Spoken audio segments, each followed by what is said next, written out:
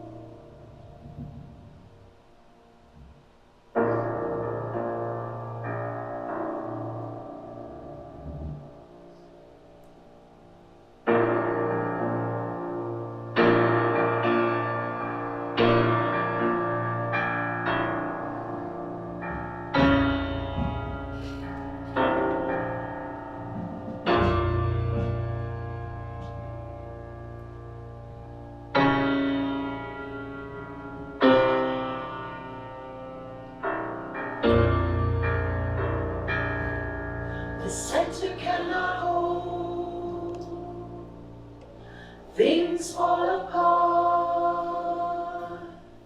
The center cannot hold, things fall apart.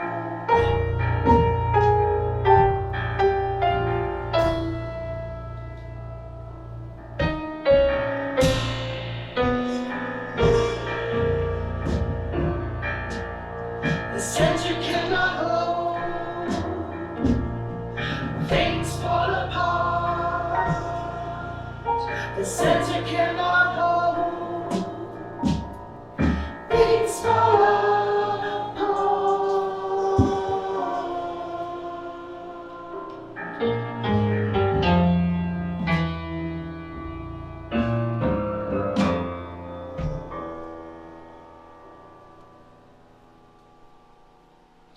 I say hail to the Holy One who appears in the heavens. I say hail to the Holy Priestess of heaven. I say hail to Inanna, great Lady of heaven. Inanna, hail Inanna, Inanna, hail Inanna, Inanna, hail Inanna. Listen. Listen, Inanna, listen. Listen, Inanna,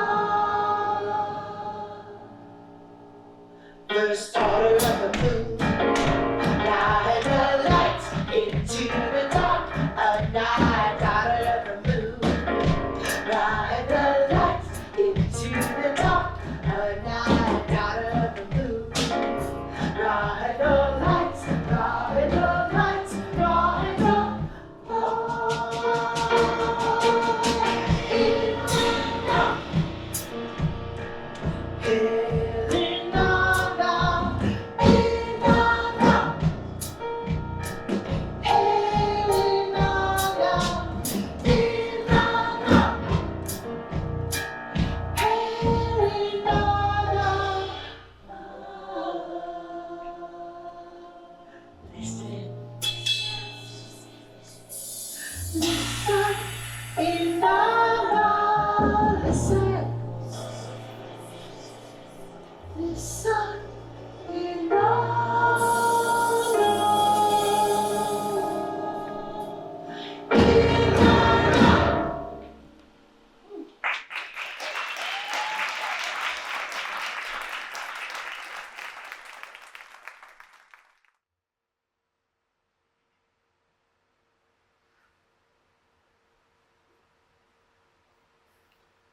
A great while ago, when the world was new, a bit newer than it is today, in a time that has come and gone, yet lingers,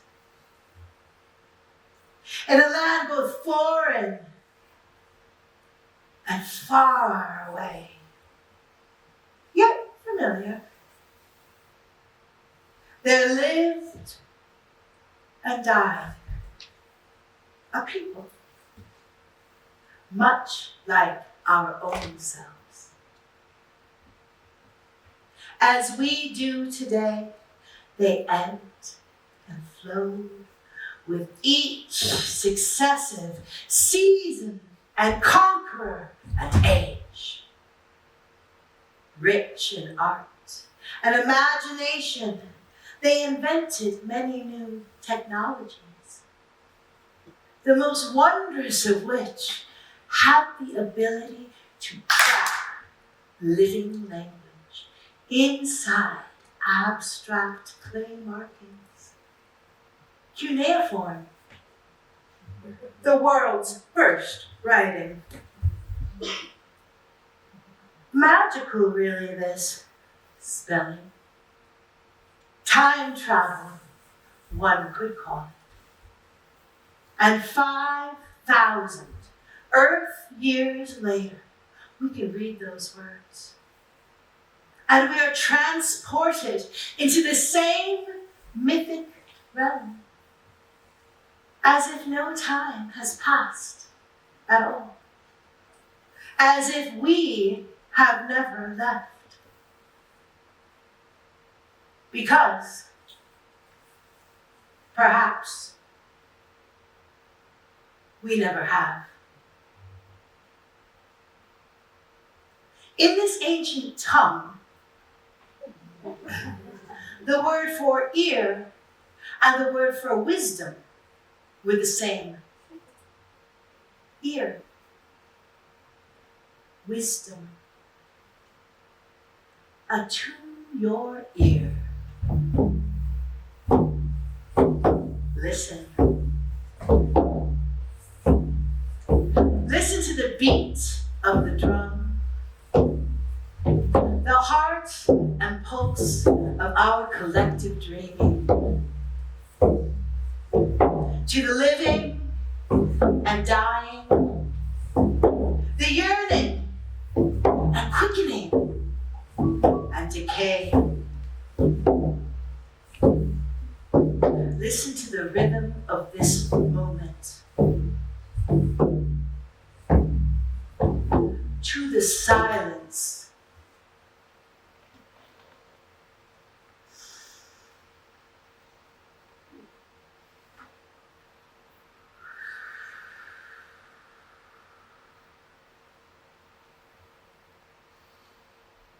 Let us, friends, together, attune our ear. And remember what we once knew.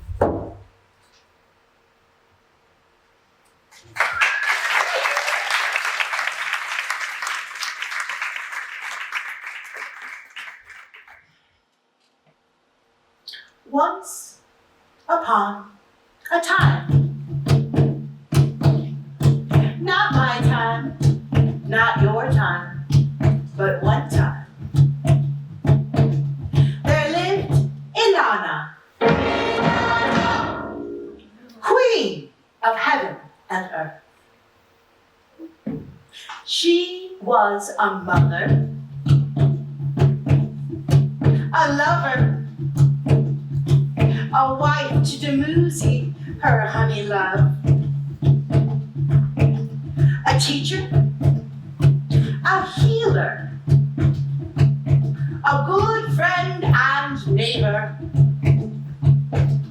She was active in the community, and her dinners were always gourmet. She painted masterpieces, and her music could soften the hardest of hearts. poetry, each gesture a graceful dance.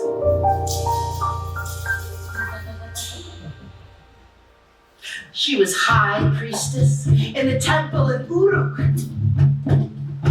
possessor of the seven bay of culture and of power, generous with her time and wisdom. Her gardens were beyond compare. True, she waited tables in the evenings just to make ends meet, but she did so willingly. She even taught yoga. Life was good to Inanna, queen of heaven and earth. She had all she could ever want. She should have been happy. She could have been content, if not for this. One morning, after preparing breakfast for the kids, she was hurrying to the office when she heard something. It was so very, very faint at first, like a moon moth's whisper. But as Inanna opened her ear, she heard an unmistakable something, and it sounded like this.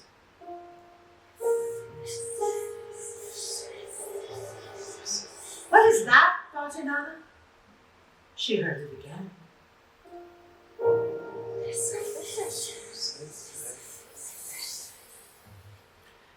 But Inanna was a busy lady.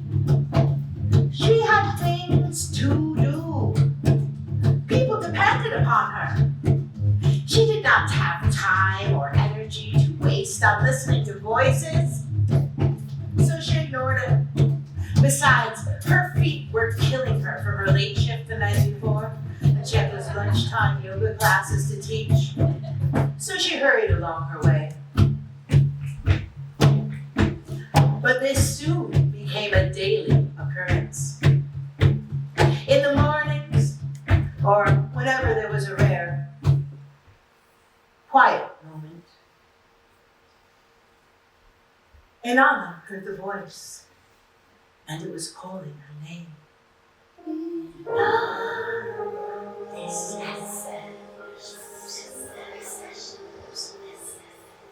She became rather good at ignoring it. She even found herself looking for new ways to fill her quiet times in order to avoid that voice. She started volunteering for more committees. She found herself binge watching Netflix shows, and she drank an extra glass or two of wine each night before bed. So time passed, and the voice seemed to grow stronger. Inanna! And louder. And now it was harder to ignore. It began to interfere in her life. Inanna found herself thinking about that voice calling her, even when she should have been focused on any number of her queenly duties.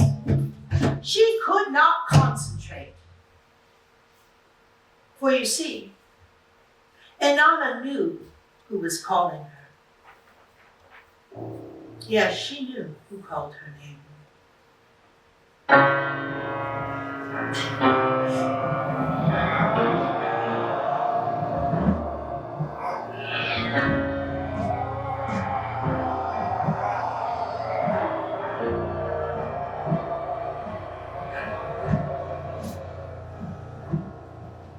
As she, Inanna, was queen of heaven and earth, so her sister Ereshkigal was queen of the Underworld. Long ago, they had made an agreement. They would each take their thrones and their separate queendoms. And in time, a month, a season, a mortal life, they would trade places. Ereshkigal would get her time to shine in the sun. Her time in the light. Her time to blossom and grow with brilliant hues of green and every color of the rainbow. While Inanna would take her turn as goddess of the underworld, of death and darkness, and deep, fertile imagination. The place of incubation, the throne that sits within the womb of the world.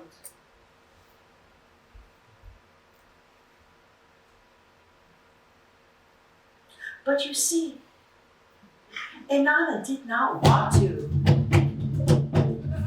She simply did not want to uphold her end of the bargain. Time, endless time slipped past as the planets whirled, and still Inanna did not go to her sister. Why should she, Inanna, queen of heaven and earth, possessor of the seven May of culture and of power, give up her family, her friends, her doozy, her reputation, even her own temples, in order to rule the underworld? How ridiculous! But, as we all know, denial ain't one of the rivers in Mesopotamia. And Inanna began to suffer. The more she ignored the call, the more she suffered. It tore her. It sucked her will. It began to take so much energy to ignore the call that she could no longer keep up with her many duties. Nor did she feel like receiving offerings at her temple. Inanna, Inanna, Inanna, listen. And so just like that, in the middle of washing dishes after dinner, she put down her pots and pans, picked up her purse and the 7 May, and walked out the front door.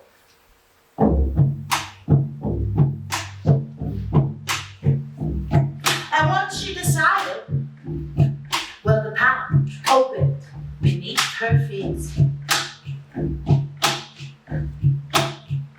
She went first, of course, to Ninshaba.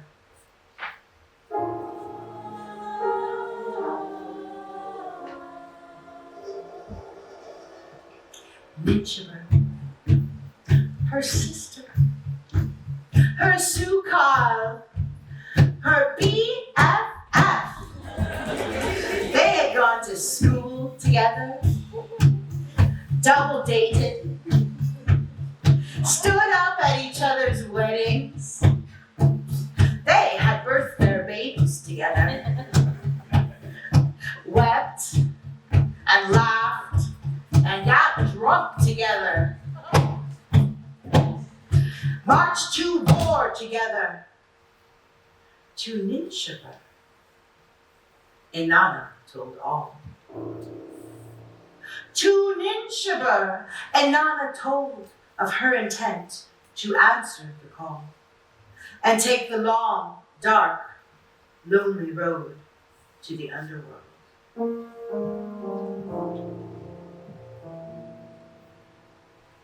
And at first, Ninshaba cried and begged Inanna not to go. No, Inanna, do not go to the land from which none return. What will happen to me when you are gone? But Inanna held fast to her determination. She had answered the call. She would keep going. Ninshaba, she saw this. Ninshaba saw the suffering of Inanna. Ninshibur recognized the resolve of Inanna. Ninshibur understood the situation. So she dried her own eyes and began to help her friend make preparations for the descent.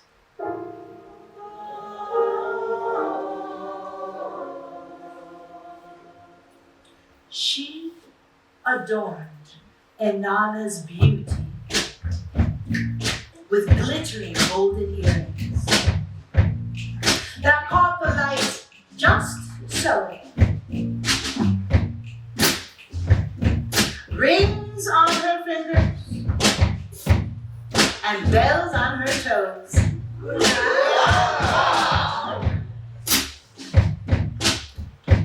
Around Inanna's slender neck, they placed strand upon strand of lapis lazuli beads. These beads had been passed down for generations, from grandmother to granddaughter. They were Inanna's birthright. They were a bit heavy. Ninshibur then mixed up minerals into dark black coal and drew lines of distinction around Inanna's eyes, applying the makeup darker and darker until each eye with one look commanded, "Let him come, let him come." Over her bosom, Ninshibur fastened Inanna's golden breastplate, shielding her open heart. It said, generously, "Come, man, run."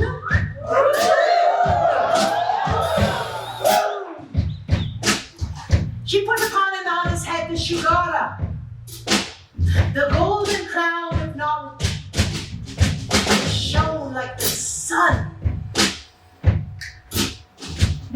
bedazzling the senses of all who looked upon her. Over all of this, Ninshibur wrapped Inanna in her royal robe of sovereignty. She was a woman unto herself. She belonged wholly unto her. Inanna then took up her staff of queenship, her measuring stick, whereby she was sure and confident of her step, of her way, and of her own counsel.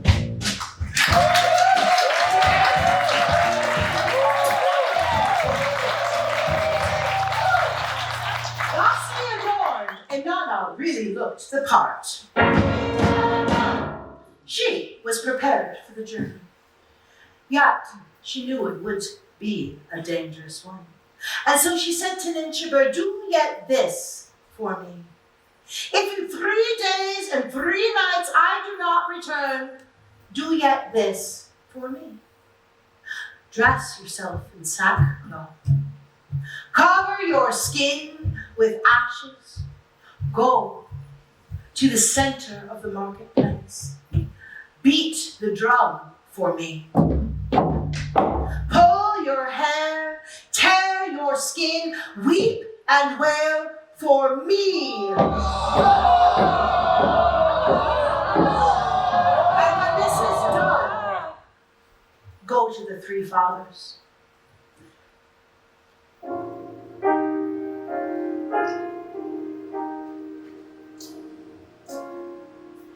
Tell them their daughter is lost in the underworld. Go first to Father Enlil, then Father Nana. Finally, go to Father Enki. He is wise. He will help if no other is willing. And Ninshibur promised to do this. She would not abandon Inanna. They embraced. Inanna set out alone, on the path beneath her feet, while Ninshaba carried a heavy weight home.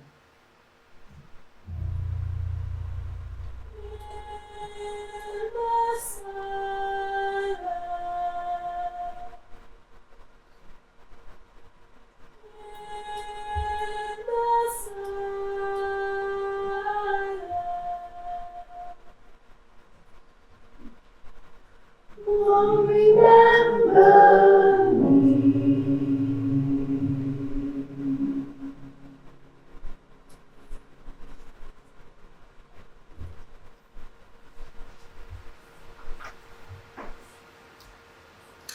She came quickly to the door of the underworld, to the glittering mouth of the underworld, queen of heaven and earth. Inanna approached the gate. She wore the crown of Ereshkigal and carried the staff of kingship. With this, she banged loudly upon the door. The sound broke the dark silence and rolled like thunder through the caverns below. And below, far below, in the throne room, Neti, gatekeeper of the underworld, heard.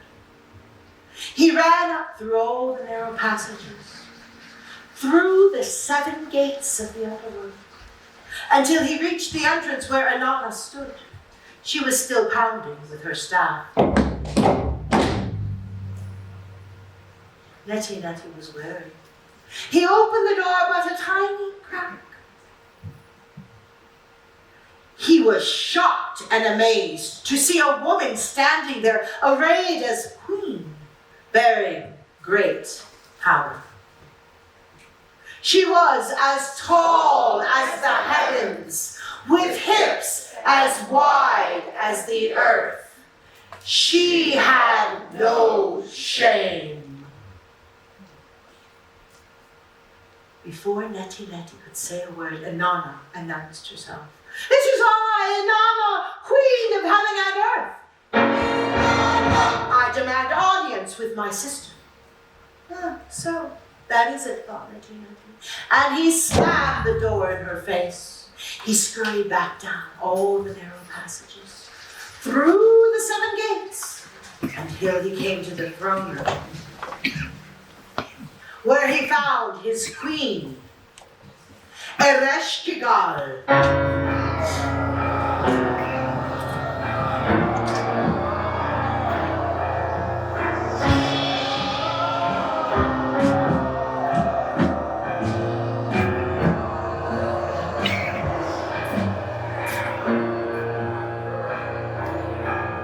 He told her about the strange and shocking sight of the woman banging unceasingly upon the door. A woman as tall as the heavens, with hips as wide as the earth. A woman without shame. So she has come, thought Ereshkigal. She has come at last. To Neti, she said, "That is my sister, Inanna, queen of heaven and earth. I've been calling her. And she has come at last. But here in the underworld, she is not queen. This is my dominion.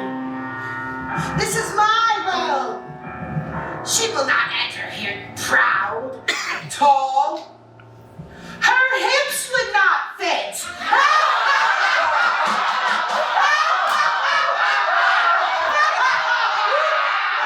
She will come before me bowed low. She will come before me naked, bowed low, crawling on her hands and knees, slithering like a snake on her belly, like a lonely worm. Here! I am queen!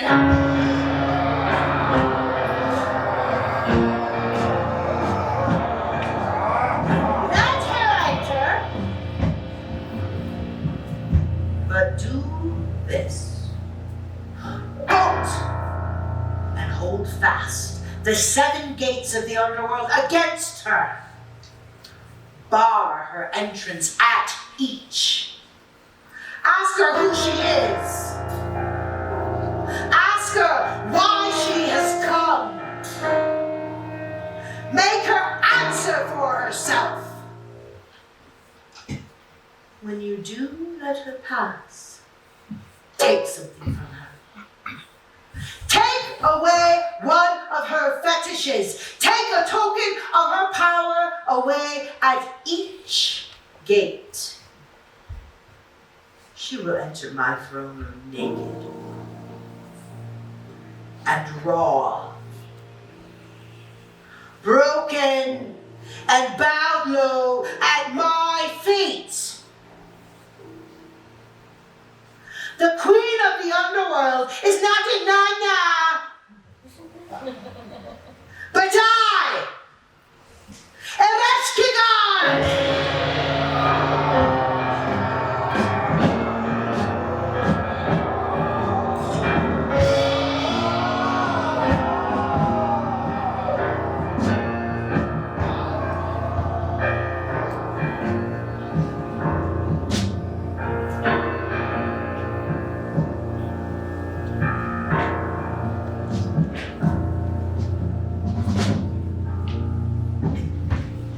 And so it was.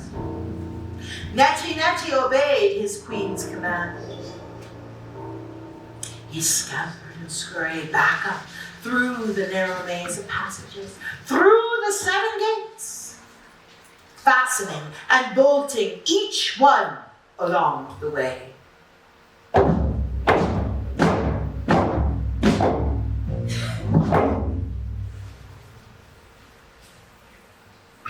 And so he opened the door and beheld Inanna in her glory.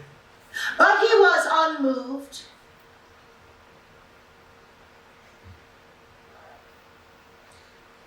For she was still pounding with her staff. He opened the door. He asked, "Who are you? Why do you come here? Not return." "It is I, Inanna, Queen of Heaven and Earth," she answered, proudly, confidently, boldly. "I come to meet my sister." "You may enter," he said. But as she did, as Inanna stepped to cross the threshold, Neti snatched the shukara from off her head, her golden crown of knowledge gone. "What is this?" demanded Inanna, outraged. And Neti replied, "Hush, Inanna.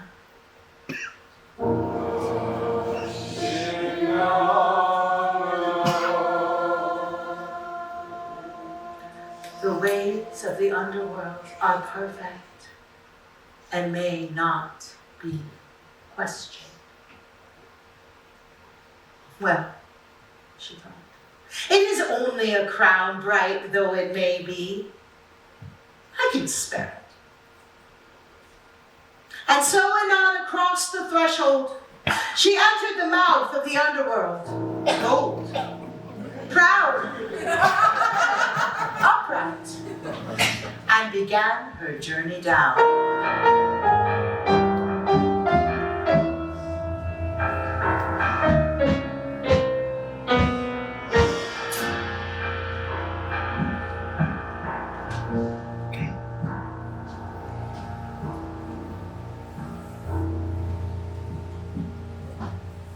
And at first the way was wide. At first the path was smooth and flat. At first Inanna laughed. This was not so bad. Fear makes the darkness darker and every path more steep. I am not afraid. I got this, no problemo. But step after step, after step, after step, after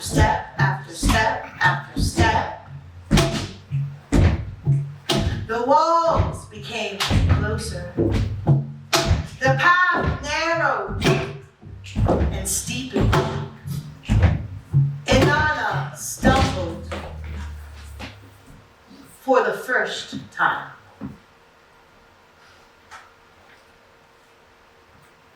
And so she came to the next gate. It stretched across the path. It was shut and would not budge. Inanna stepped up and knocked loudly upon it. Neti heard. He had been waiting. He did not hurry to answer. In his own time and at his own pace, he opened the door a crack. Again he beheld the woman in her glory, but remained unmoved. He asked, "Who are you? Why do you come here?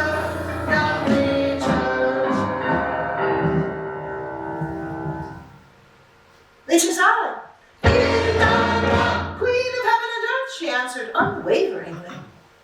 "I come to meet my sister." "You may enter," he said. But as she did, as Inanna stepped to cross the threshold, Neti snatched the staff of queenship from out of her hand. "What is this?" demanded Inanna, outraged. And Neti replied, "Hush, Inanna.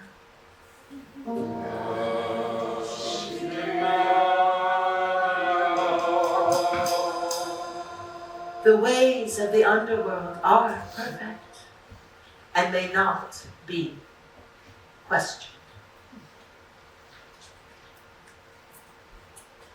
And so it went.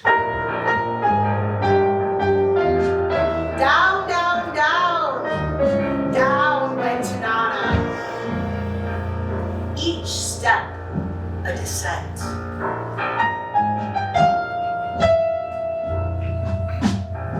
Increasingly, the path narrowed.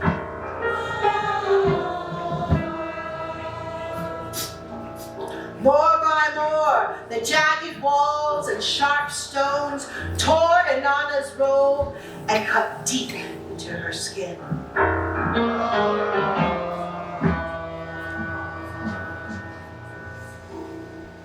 Bit by bit, Inanna began to forget. Little by little, Inanna began to forget herself.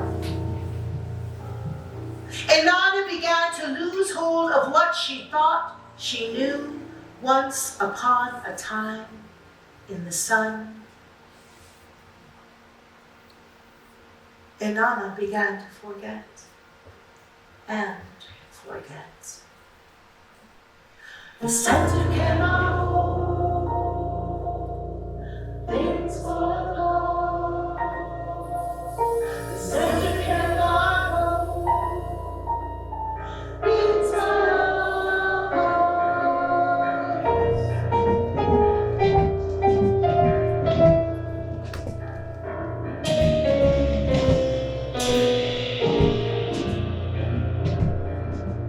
The center cannot hold things fall apart. The center cannot hold its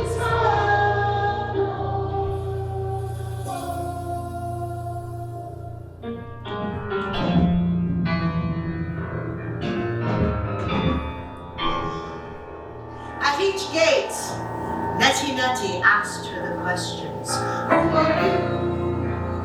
Why do you come here? Not return.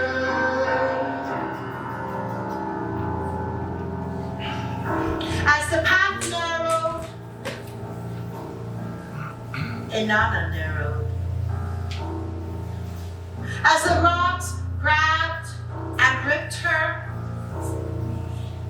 Inanna bled. As her fetishes were removed, her objects of power stolen. Neti stripped Inanna bare. She forgot more and more.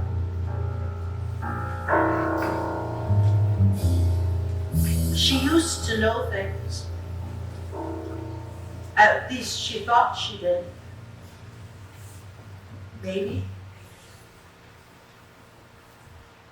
The ground she stood upon crumbled, and there was no way back.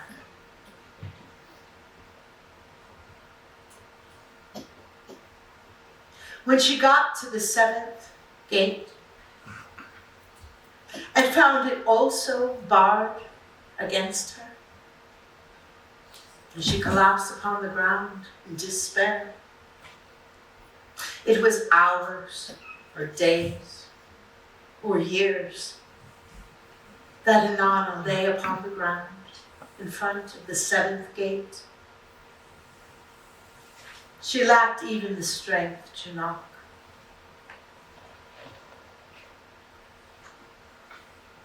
Neti watched impassively. He felt no pity for the one who once was queen of heaven and earth. He waited for her knock.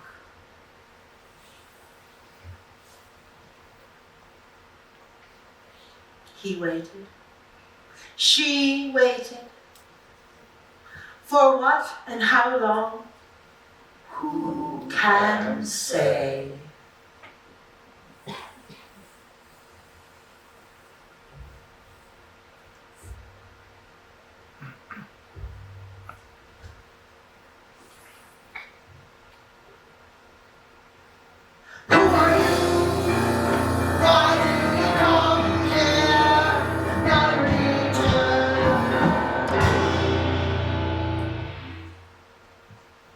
I do not know.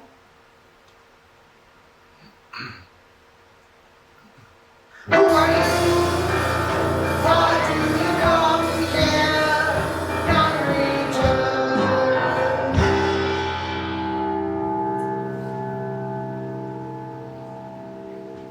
I do not know,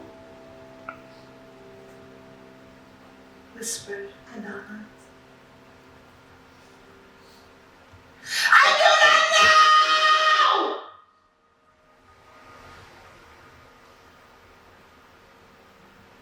Screamed Inanna.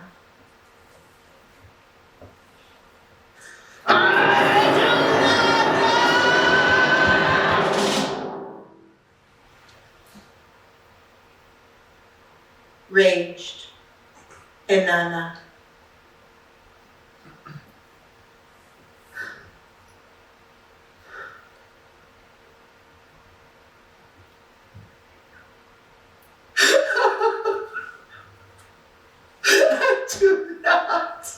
I do not know. Wept Inanna.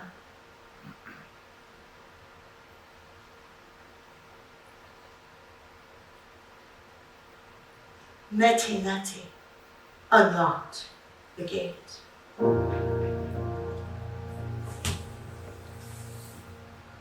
Neti unbarred the 7th gate of the underworld and opened the way for Inanna. As she stumbled and crawled across the threshold, he grabbed her robe of sovereignty. The last thin flutter of thing she possessed. Did she protest? No. Inanna did not say a word.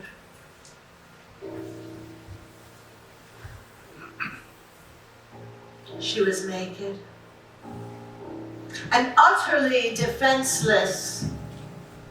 Darkness filled all being.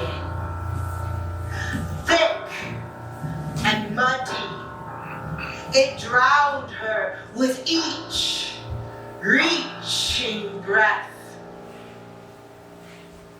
And in rushed the god.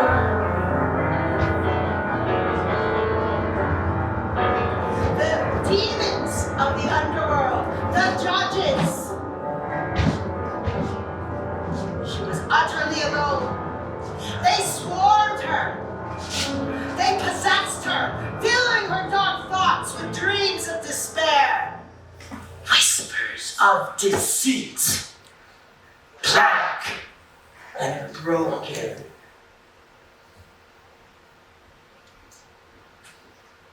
Inanna was nothing. Inanna knew nothing. Enveloped in the totality of darkness behind, darkness before, darkness was all. Yet still forward she inched. Little by little. With no thought or will of her own.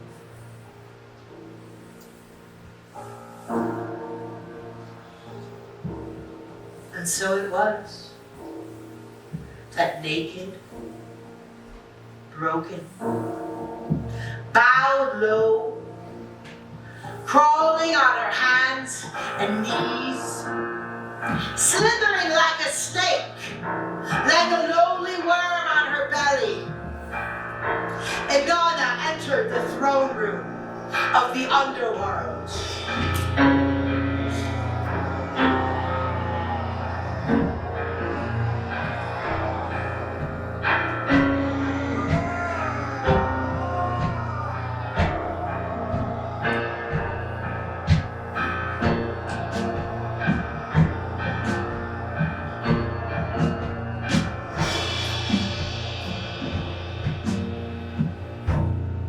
Ereshkigal rose from her throne. Inanna looked up. The Gala surrounded her. They passed judgment upon her.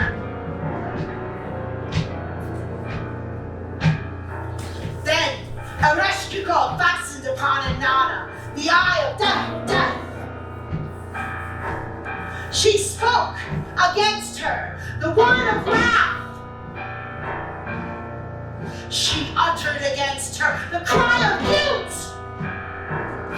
She struck her.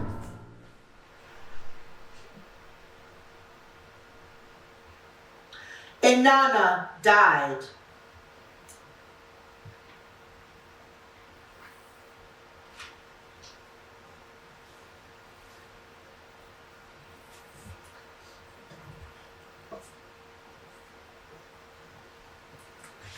The corpse of Inanna. The body that once had been Inanna was taken and hung on a hook in the corner of the throne room. A piece of rotting meat. The great queen of heaven and earth was now a putrefied carcass, decaying on a hook in the underworld.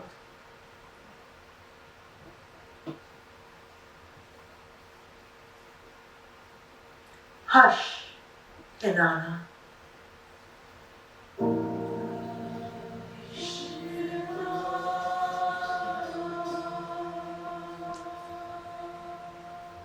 The ways of the underworld are perfect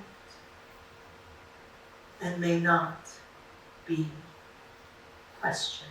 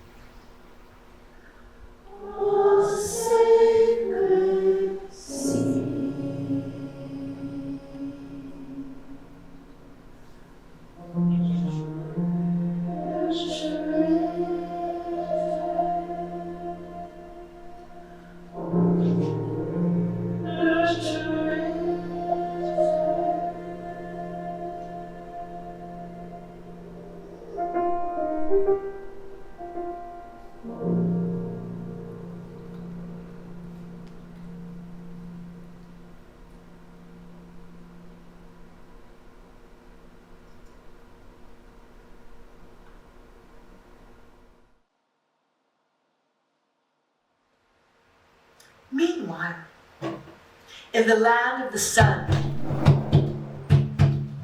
when after 3 days and 3 nights had passed, and Inanna did not return, Ninshubur remembered. Ninshubur did not forget. She went first to the marketplace. She dressed herself in sackcloth and covered herself with ashes. She pulled her hair and tore her skin. She beat the drum. She cried aloud in lament for her friend, her Sukal, lost in the underworld.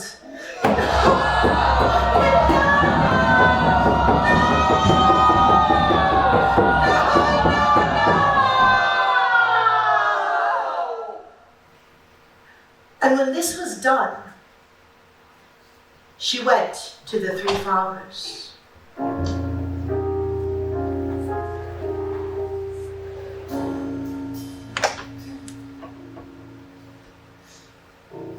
First, to Nippur, to the temple of Father Enlil, Ninshubur traveled.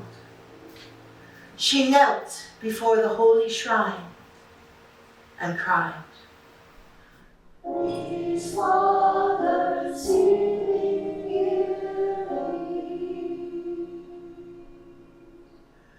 Please, Father, see me, hear me. Oh, Father Enlil, do not let your daughter be put to death in the underworld. Do not let your bright silver be covered in dust. Do not let your precious lot be ground into pieces. Do not let your fragrant boxwood be cut into logs for the fire. Do not let the holy priestess of heaven be put to death in the underworld.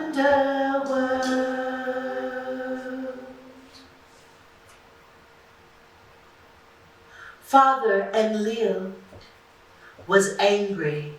Father Enlil was angry. Father was angry. Father Enlil was angry. Father was angry. My daughter craved the great above, and she craved the great below. That is too much. She possessed the 7th day. Why did she throw them away? That is too much.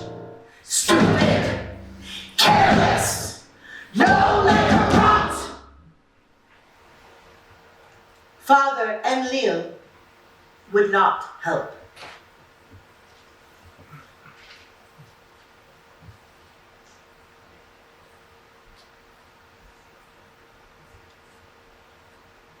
Ninshubur went next to the temple of Inanna in the city of Ur.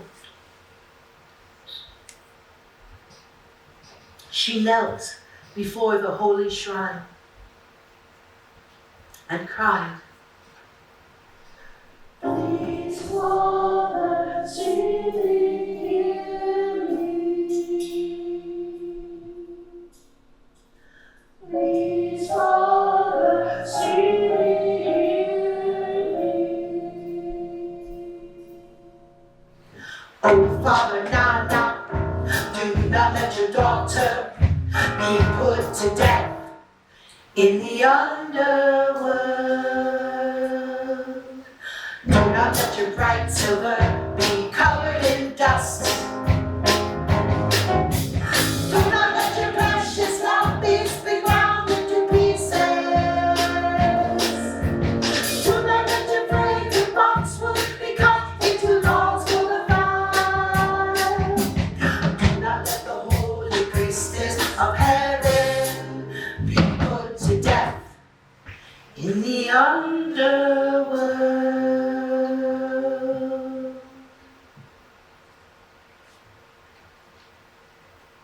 Father Nana was angry. Father Nana was angry. Father was angry. Father Nana was angry. Father was angry. My daughter craved the great above, and she craved the great below. That is too much. She possessed the seventh bay. Why has she thrown them away? That is too much. Stupid, careless. No, let her rot. Father Nana would not help.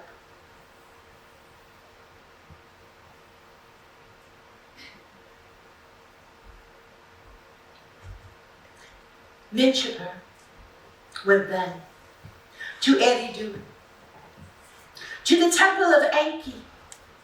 Great and wise, Father Enki had himself been to the underworld and returned.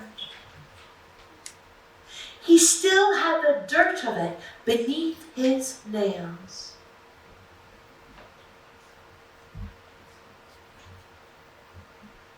Ninshipper knelt before the holy shrine and cried,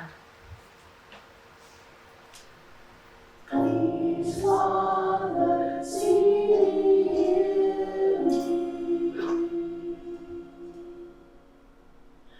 Please, Father, see me.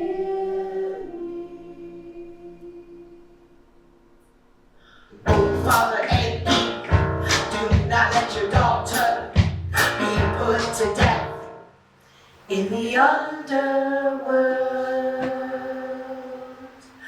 Do not let your bright silver be covered in dust.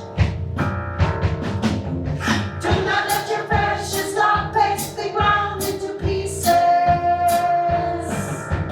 Do not let your fragrant boxwood be cut into logs for the fire.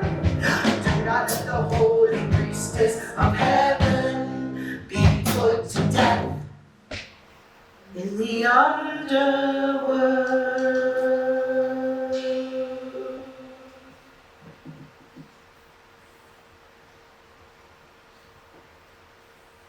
Father Enki was moved.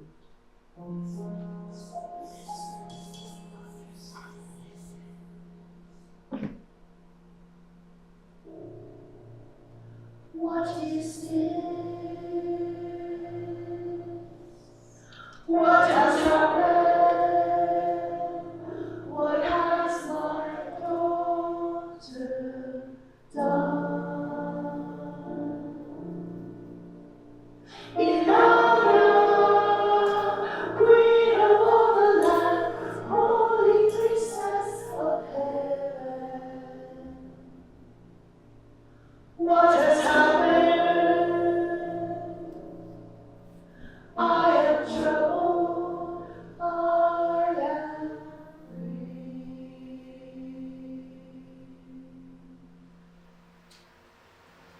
And then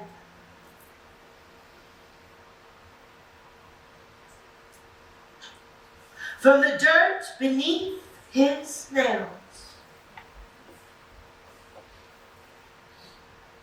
Father Enki fashioned two little creatures. From the dirt of one hand, a Kugara.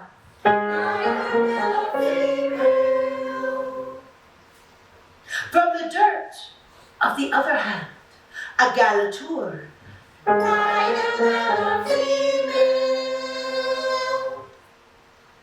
To one, he gave the bread of life.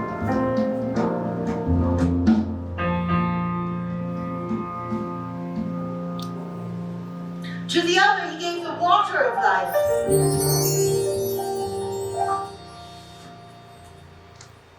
Father Enki spoke to the creatures.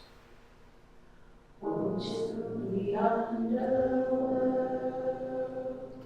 enter the door like flies. Find the cheats and the honor, find the cracks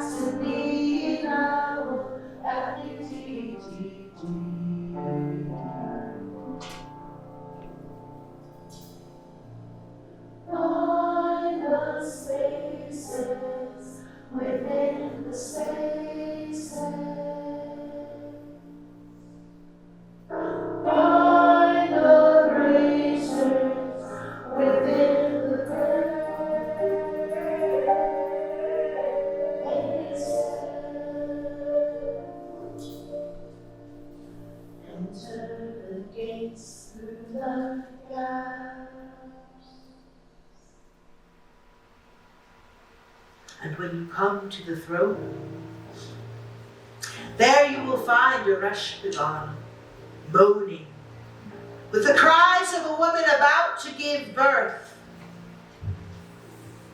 No linen is spread upon her body. Her breasts are uncovered. Her hair swirls about her head like leeks.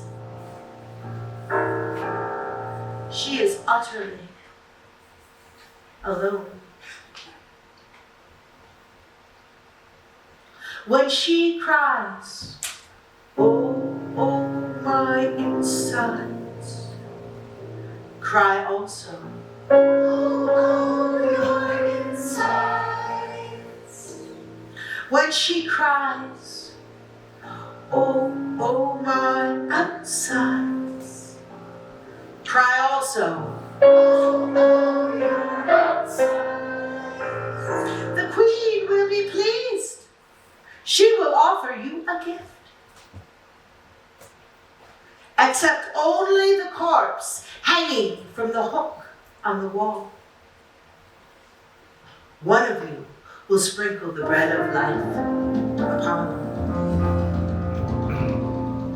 One of you will sprinkle the water of life upon it. Inanna will arise. So the little creatures did as they were asked. You went to the underworld, entered the door like flies, found the chinks in the armor, found the cracks in the enamel that lay deep, deep, deep.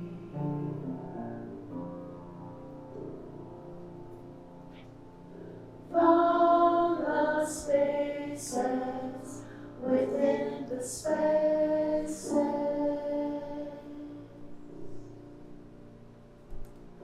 Found the graces within the graces.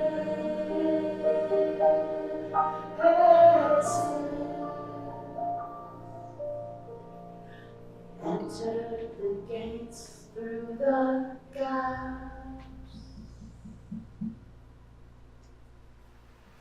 And there they found Ereshkigal in the throne room, thrashing about, moaning as a woman in labor.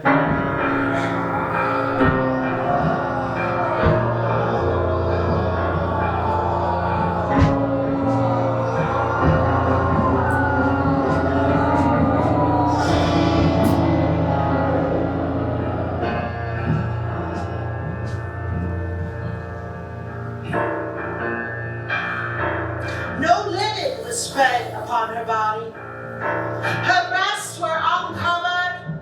Her hair swirled about her head like leeks.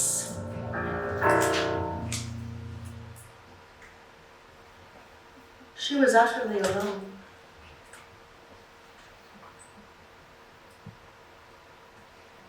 Ereshkigal was moaning. Oh, oh, my insides. The Kagura and the Galatur moaned also.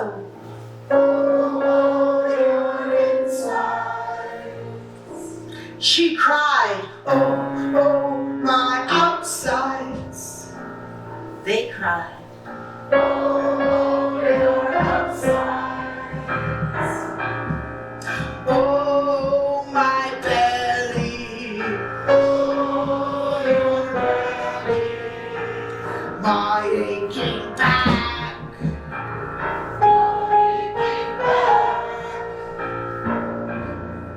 my pounding head,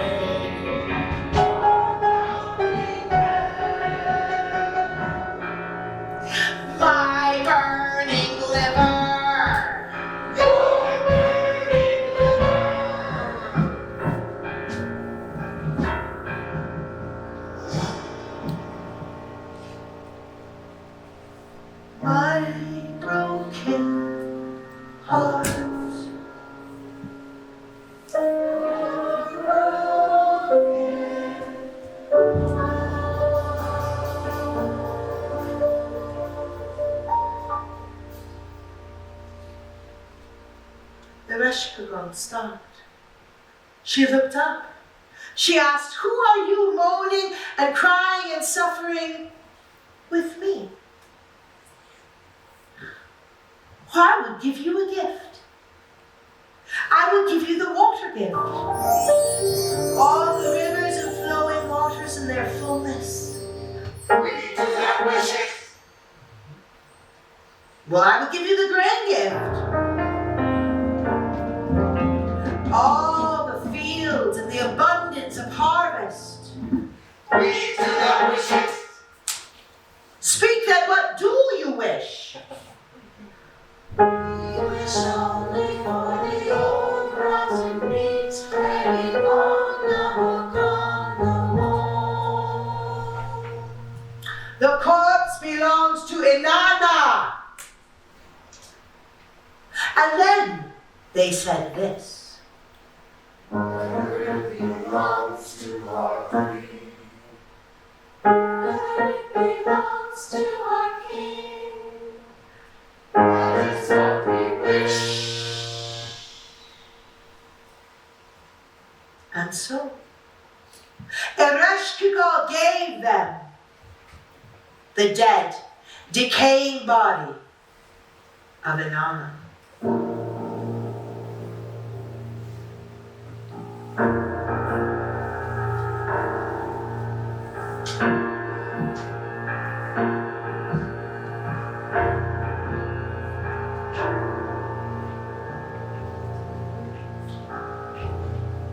The Kugara placed one crumb of the bread of life upon the lips of the corpse.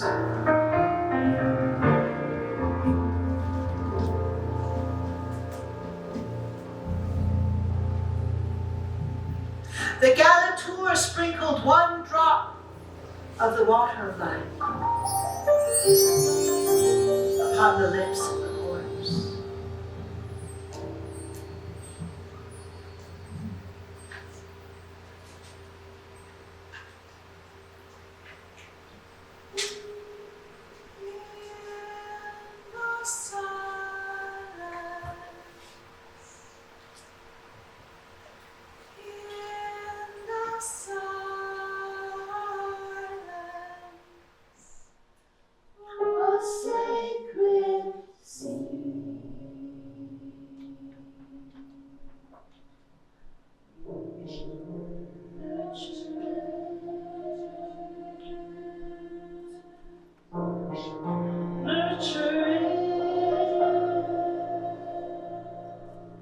Inanna arose, raise her to the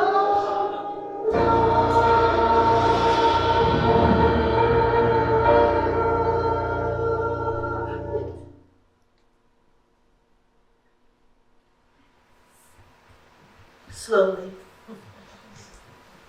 delicately, gingerly, Inanna arose.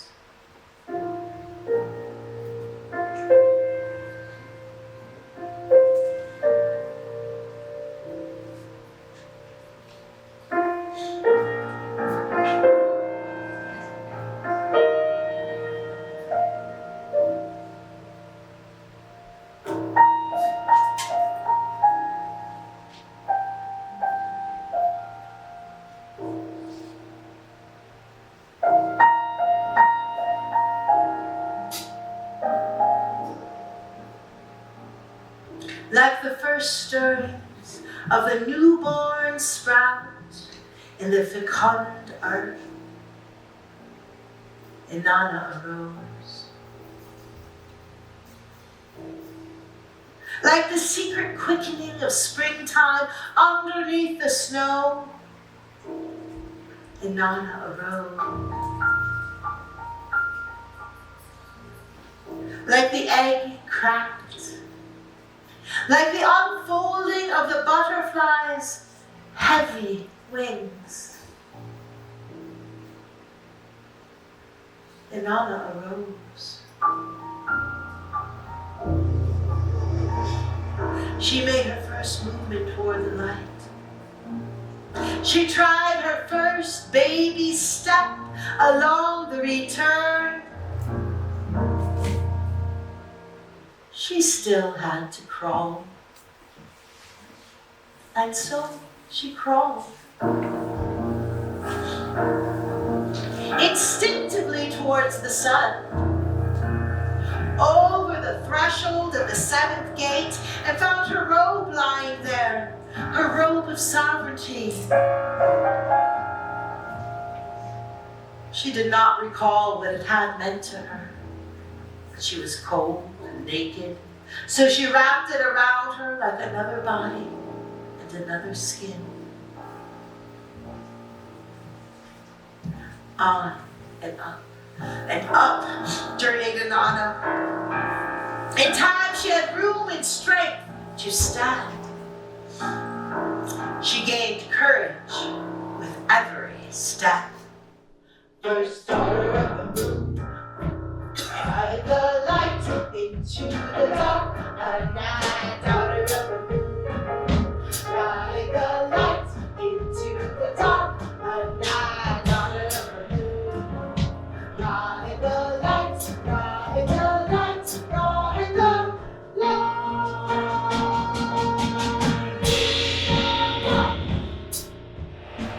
And as she crossed over each gate in succession, Inanna found the items of power that Neti had taken from her. They were lying on the ground. Some were broken and useless. Some no longer fit. Some held promise. Inanna, hail Inanna, Inanna, hail Inanna, Inanna, hail Inanna.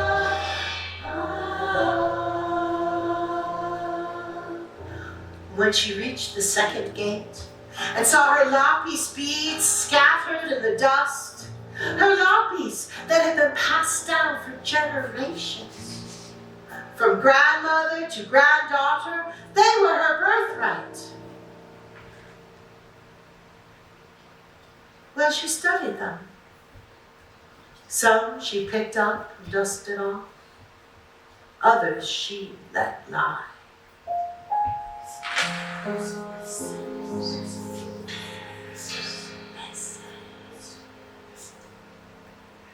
But she could still feel something close at her heels.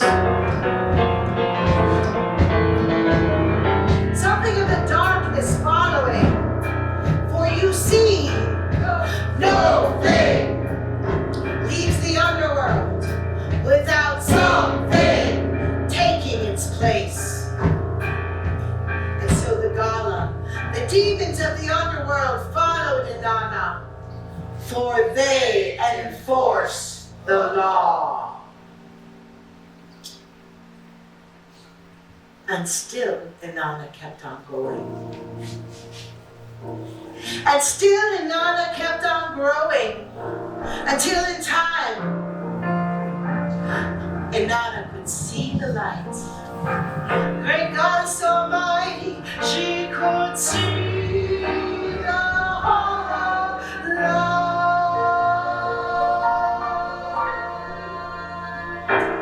It shone so bright it almost blinded her. She quickened her pace.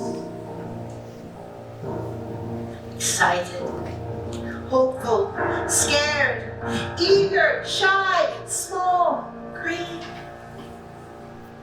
Inanna crossed the threshold between the great below and the great above. Would the sun burn her? Would the wind sweep her away?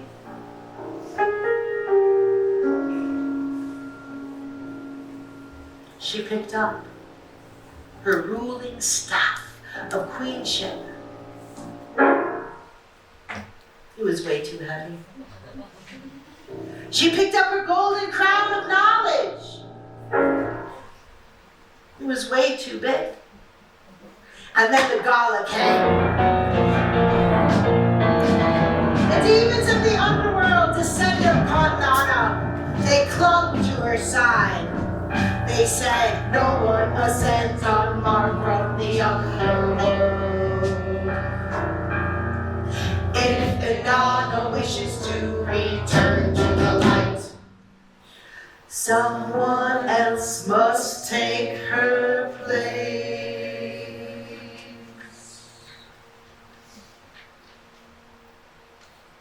Hush, Inanna.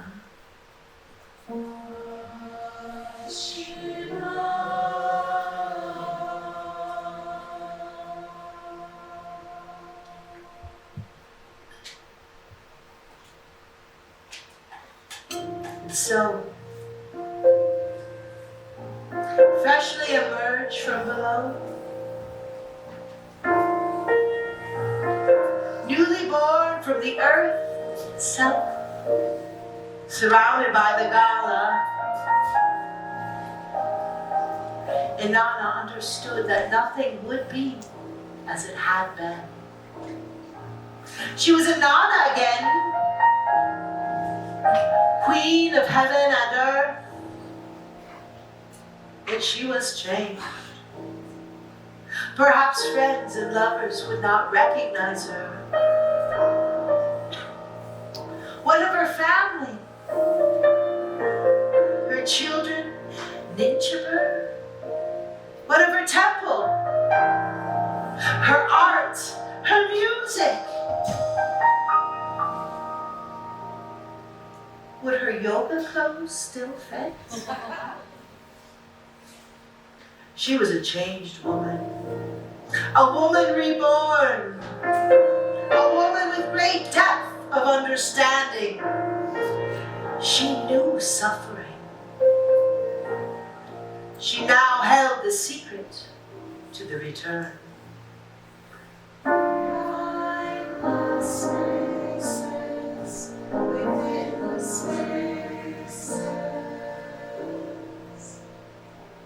The return. Inanna did not remember what had happened in the underworld.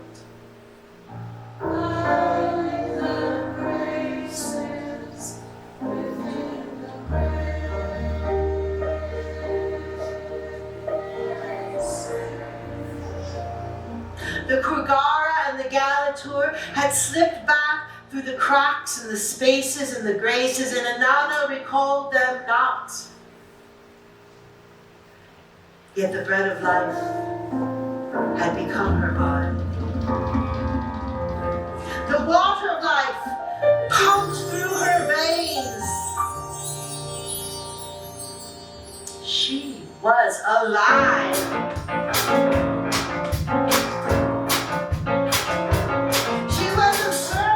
Sacred cycle.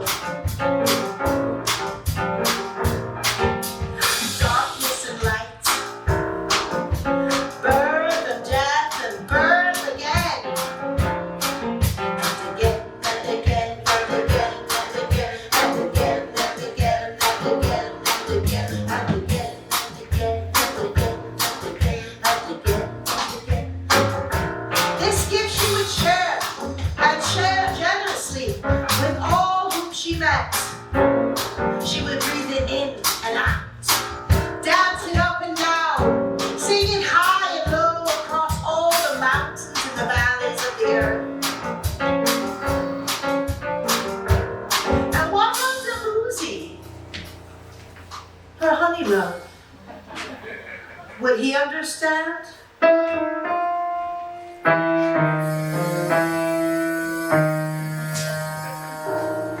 She did not think that she could live together any longer in their empty house with its hollow rooms. Small talk held no interest for her anymore. And Dumuzi?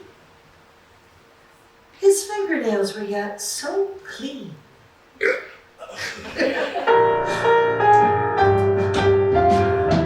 would the Gala take as a replacement in the underworld?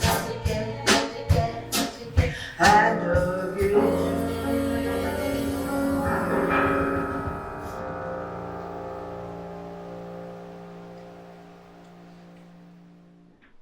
I say, hail to the Holy One who appears in the heavens.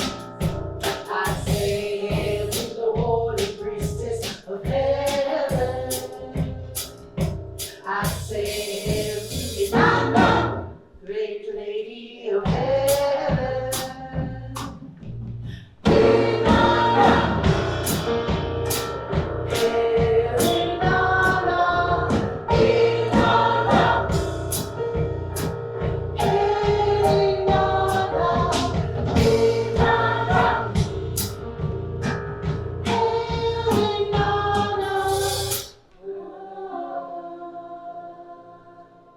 Listen,